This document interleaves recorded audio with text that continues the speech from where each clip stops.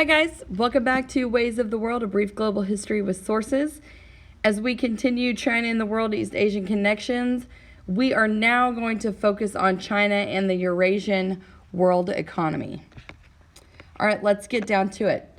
Spillovers, China's impact on Eurasia. So many of China's technological innovations spread beyond its borders. Papermaking, printing, though resisted by the Islamic world. Gunpowder, invented circa 1000 but used differently after it reached Europe. Chinese textile, metallurgical, and navigational technologies also stimulated imitation and innovation. Chinese prosperity stimulated commercial life all over Afro-Eurasian trading worlds. On the receiving end, China as economic beneficiary. China learned cotton and sugar cultivation and processing from India. And China was transformed around 1000 by introduction of new rice strains from Vietnam.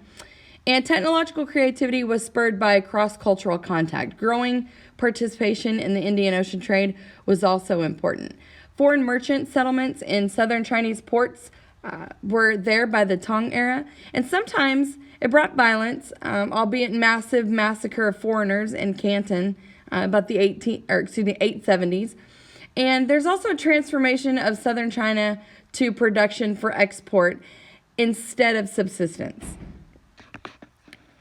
All right, so let's talk about the Diamond Sutra. The world's earliest dated printed book was produced in China in 868. It was a scroll of the Diamond Sutra, a classical text of Mahayana Buddhism, measuring 15 feet in length and printed from carved wood blocks.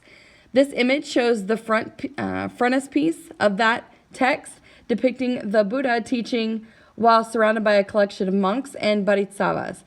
This copy of the Diamond Sutra dates to the first half of the 10th century.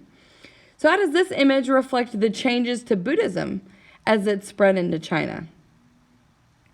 When Buddhism emerged in China, it was quote-unquote translated to incorporate Chinese concepts. For example, as this image shows, the individualistic Buddhism of India became a social faith for many people, one in which the collective education of others was emphasized, fitting with typical Chinese traditions.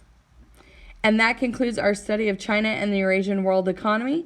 I will see you guys for China and Buddhism as we wrap up Chapter 8, China and the World East Asian Connections.